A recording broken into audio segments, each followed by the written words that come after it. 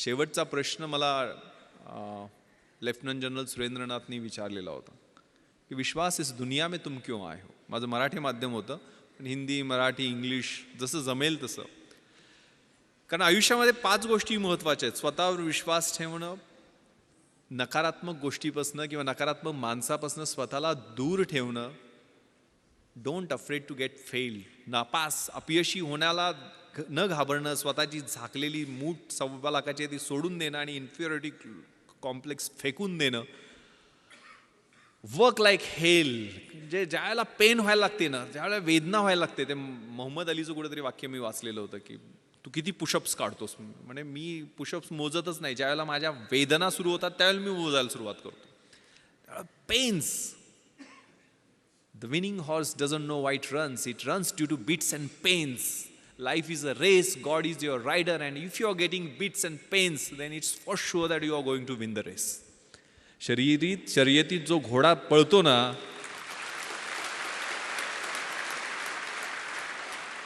त्याला माहीत नसते तो का पळतोय. त्याला जे चटके फटके चापकाचे ओरखाडे मिळत असतात त्यामुळे तो पळत असतो. आणि जीवन ही अशीच एक शर्यत आहे. परमेश्वर हा तुमचा रायडर आहे. आणि जर तुम्हाला ते चटके आणि फटके मिळत असतील तर परमेश्वराची इच्छा आहे की तुम्ही ती शर्यत जिंकावी. तेव्हा ते चटके फटके मिळत आहेत का, तेव्हा आयुष्य प्लेन नाही आहे. Work like hell and give something back to the society. Last very important, आपण कशासाठी आहे, काय आहे आणि आपण काय द्यायचं. जगातली 3 सगळ्यात सुंदर क्रियापद आहेत: to love, to help and to serve. प्रेम करणं, मदत करणं आणि सेवा करणं. ज्या ज्या वेळेला शक्य आहे त्या गोष्टीसाठी आपण तडफडून पुढे गेलं पाहिजे. त्यातनं जे समाधान मिळतं ते आपल्या सेल्फिश मोटिव्ह किंवा मटेरियलिस्टिक किंवा भौतिक गोष्टीमधनं मिळत नाही. मी जी मुलाखतीत मला शेवटचा प्रश्न विचारला होता की विश्वास इस दुनिया में क्यों आए, गोंधळून टाकणारा प्रश्न होता. UPSCचे त्यावेळेचे चेअरमन त्यांनी हा प्रश्न विचारलेला होता. मी तर स्वतःचं कर्तृत्व नाही, आई वडील मला घेऊन आले दुनियेमध्ये. पण मी त्यावेळेला त्यांना एक कविता मला आवडते सर, कदाचित ती माझ्या आयुष्याचं उद्दिष्ट मी ठरू शकेल. आणि ती कविता मी नेहमी म्हणून दाखवतो. Very meaningful poem, the poem of La Mancha. युद्धातल्या सैनिकाची ती कविता आहे. To dream the impossible dream, जे अशक्य आहे ते स्वप्न मला पाहायचं आहे. टू फाईट द अनबीटेबल फो, ज्याचा कोणी पराभव करू शकत नाही त्याला जाऊन मला हरवायचं आहे. To run where the brave dare not to go, ज्या ठिकाणी कुणी जाण्याचं धाडस करत नाही तिथे जाऊन मला धावायचं आहे. To try when your arms are too weary, माझे हात पाय बाहू शरीर सगळं थकून गेलंय, त्यावेळेला मला तो एव्हरेस्ट समोर दिसतोय. तो एव्हरेस्ट गाठण्यासाठी मला एक एक पाऊल पुढे टाकायचं आहे. To reach that unreachable star, this is my quest to follow that star, no matter how hopeless, no matter how far. To fight for the right without questions, without pause. To be willing to march into the hell for heavenly cause. मला सत्यासाठी संघर्ष करायचा आहे. त्यावेळेला कोणताही प्रश्न विचारायचा नाही, कोणताही थांबा घ्यायचा नाही आहे. माझी नरकात जायचीही तयारी आहे, मात्र त्यासाठी असणारं कारण स्वर्गीय असलं पाहिजे.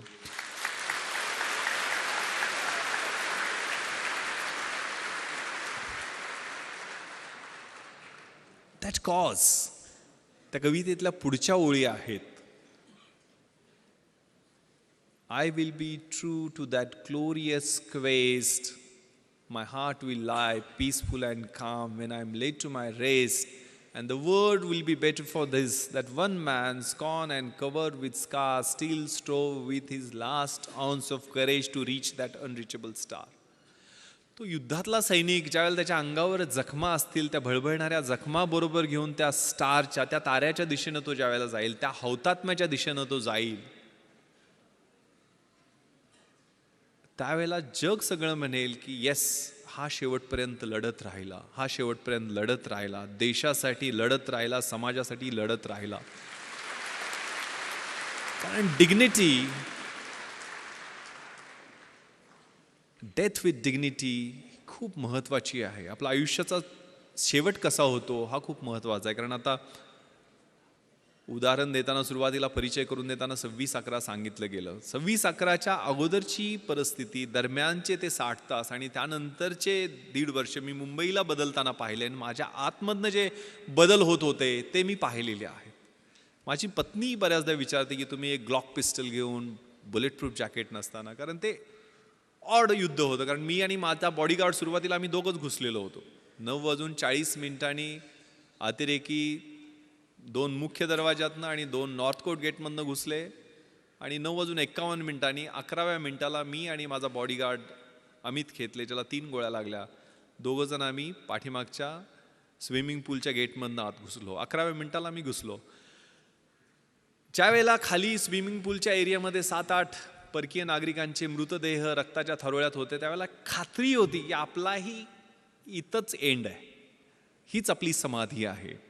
आतमध्ये 100% आपण जिवंत राहणार आहे, पण मारायचं किंवा मरायचं एवढंच ध्येय त्यावेळेला समोर होतं. त्यामुळे हात थरथरले नाहीत.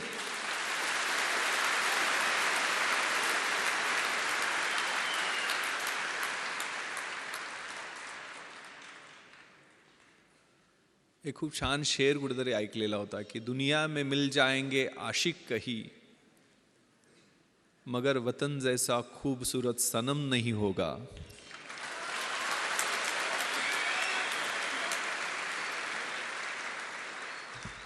नोटों में लिपटकर सोने में समेटकर मरे है कई, मगर तिरंगे जैसा खूबसूरत कफन नहीं होगा.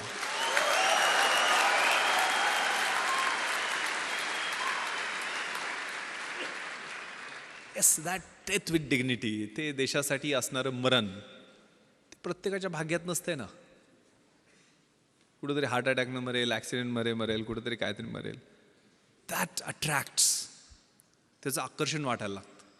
ती स्पर्धा करताना वेगळी मजा असते. कारण ज्यावेळेला आतमध्ये क्रिस्टल हॉलच्या बाहेर 3 पाठमोरे अतिरेकी, म्हणजे त्यांच्याकडं प्रत्येकाकडं एक AK-47, 6 डबल मॅगझिन, म्हणजे एका मॅगझिनमध्ये 30 गोळ्या असतात, 550-650 AK-47चे राऊंड, एक ॲडिशनल पिस्टल, त्याचे 60 ते 100पर्यंत राऊंड, 25 ग्रेनेड प्रत्येकाकडे. एक ग्रेनेड ब्लास्ट केला तर 25 मीटरच्या परिघातला माणूस मेला तरी पाहिजे किंवा जखमी झाला पाहिजे.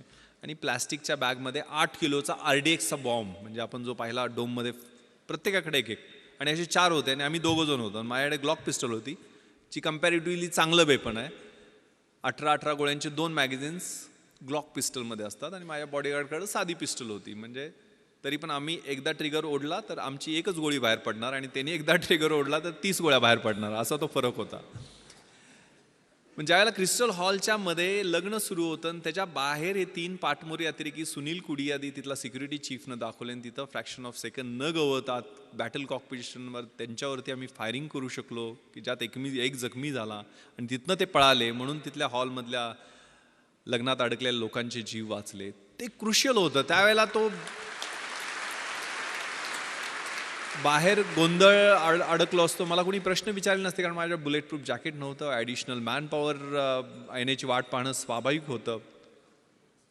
ज्या आतमधनं जो कॉल होता, कॉल फॉर द ड्युटी, कारण पहिल्यांदा ह्या फायरिंग नंतर 11:07 एकही राऊंड फायर झालेला नाही. म्हणजे 1 तास 5 मिनिटं एकही राऊंड ताजमध्ये फायर झालेला नाही. आम्ही सगळे मजले चेक केले साऊथ विंगचे. ताजचं विभाजन हे नॉर्थ विंग आणि साऊथ विंगमध्ये, जुन्या ताजमध्ये, जे काय महाभारत झालं ते जुन्या ताजमध्येच झालं. तर नॉर्थ विंगमध्ये ते पळून गेले आणि आम्ही साऊथ विंग चेक करून खाली आलो. 11:07 मात्र 2 ग्रेनेड ब्लास्ट त्यांनी केली, ज्यात शँडिलियर तुटून खाली आलं. आणि गेटवरती मी गेलो तर 2 मिसरूडनं फुटलेली 2 पोरं माझ्यासमोर अजून आली मदतीसाठी. SRPतले हे जवान समाधान मोरे आणि राहुल शिंदे. राहुल 21 वर्षाचा जवान शहीद झाला 2:45च्या गोळीबारामध्ये. यांच्याकडे तर 303 रायफली होत्या, 30-30 राऊंड होते. पण त्यांनाही ना आम्हाला, आमच्या छोट्याशा टीमला जाणीव करून दिली की देशासाठी मारायची किंवा मरायची अशी परत संधी येणार नाही आहे. परत आम्ही नॉर्थ विंगमध्ये घुसलो. परत 6व्या मजला लिफ्टनं घातला. तो पूर्ण चेक करून खाली आल्यानंतर लक्षात आलं की आपण CCTV रूममध्ये जाऊ. मग CCTV रूममधनं फायरिंग 2-3 राऊंड केल्यानंतर ते अतिरेकी 630 आणि 631 रूममधून बाहेर आले. याची माहिती त्यावेळेचे commissioner of police Hasan Ghafoor आणि जॉईंट कमिशनर मारिया साहेबांना दिली आणि दोघांनी सांगितले की जोपर्यंत नेव्हल कमांडोज पोचत नाही तोपर्यंत थोपवून ठेवते, ऑन द वे आहेत. आणि त्यावेळेला उत्तर दिलं मी CPंना की सर, आम्ही जीव गेला तोपर्यंत आम्ही इथनं त्यांना खाली येऊ देणार नाही. 2:45 वाजेपर्यंत ती धुमश्चक्री आमची चालू राहिली. ज्या वेळेला ते खाली येण्याचा प्रयत्न करायचे, CCTV कंट्रोलमध्ये आम्हाला ते माहिती, त्यांना कळायचं नाही की आम्हाला कसं काय कळतंय. आम्ही बाहेर जाऊन त्यांच्यावर 2-4 राऊंड फायर करायचो. 2:45ला मात्र त्यांनी आमचं लोकेशन ओळखलं. पूर्ण ताज जे आहे ते लाकडी नक्षीकाम केलेलं सुंदर वास्तू असणारं हॉटेल, मोठे मोठे महागडे पेंटिंग्स. दुसऱ्या मजल्यावर त्यांनी ग्रेनेड ब्लास्ट 4थ्या मजल्यावरनं केले, कारण 2:45ला त्यांनी मोठा बॉम्ब डोममध्ये ब्लास्ट केला, ज्याच्यात आग आणि ज्वाळा तुम्हाला दिसायला TV वर पाहिले असतील तुम्ही. ग्रेनेड ब्लास्टमुळं पूर्ण मजला पेटला आणि आमच्या रूममध्ये आग आणि धूर दोन्ही यायला सुरुवात झाली. आता इथं जळून मारण्यापेक्षा बाहेर लढून मरू म्हणून आम्ही लाईन फॉर्मेशनमध्ये निघायला सुरुवात केली. वरून AK-47चा बस्ट त्याने आमच्या लाईन फॉर्मेशन केला. आमची लाईन तुटली, आमच्या गोळ्या कमी पडल्या. माझ्या बॉडीगार्डला 3 गोळ्या लागल्या, 2 पायामध्ये, 1 पोटाला चाटून गेलेली गोळी राहुलच्या पोटात लागली आणि राहुल त्या ठिकाणी धारातीर्थी पडला. मला आठवतं आहे, मी 2 दिवसानंतर ज्यावेळेला राहुलचा शहीद झालेला देह आणायला गेलेलो होतो, त्यावेळेला रिगर मॉर्टिसनं शरीर ताट झालेलं होतं, युनिफॉर्म जळालेला होता, पण डोळे उघडे होते. खांद्यावरती रायफलचा बट होता, ट्रिगर गार्डमध्ये उंगली होती आणि संगीनवरच्या दिशेनं थेट रोखलेलं होतं आणि डोळे जणू बोलत होते की सर तुमच्या शब्दाला जागलो की नाही. एक 55 वर्षाचे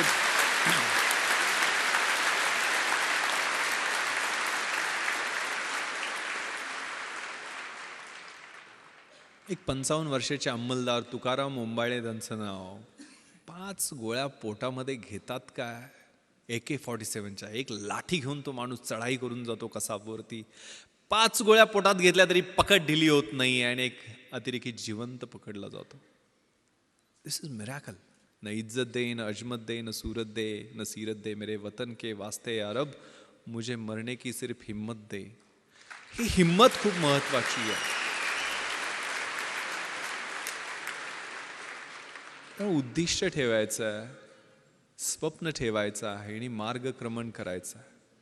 निराश व्हायचं नाही आहे. सपोर्ट करायला तुम्हाला एवढी मोठी सिस्टम या ठिकाणी आहे.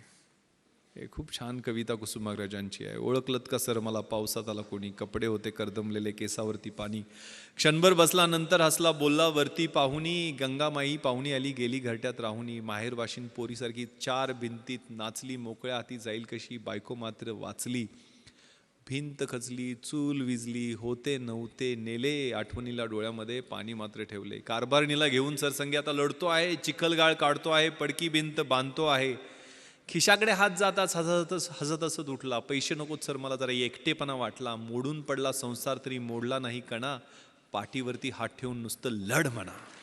That fighting spirit.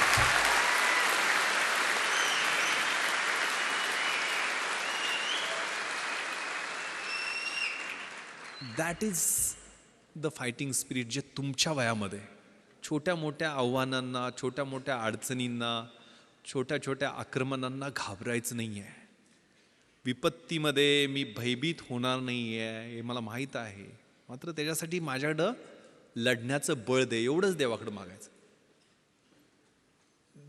That spirit that is very very important. आणि ते मला वाटतंय लढण्यासाठी उद्युक्त करतं. ते त्याच वयामध्ये हालात के कदमों पर सिकंदर नहीं गिरता, टूटा कोई तारा तो जमी पर नहीं गिरता, गिरते हैं शौक से दरिया समंदर में लेकिन किसी दरिया में समंदर नहीं गिरता.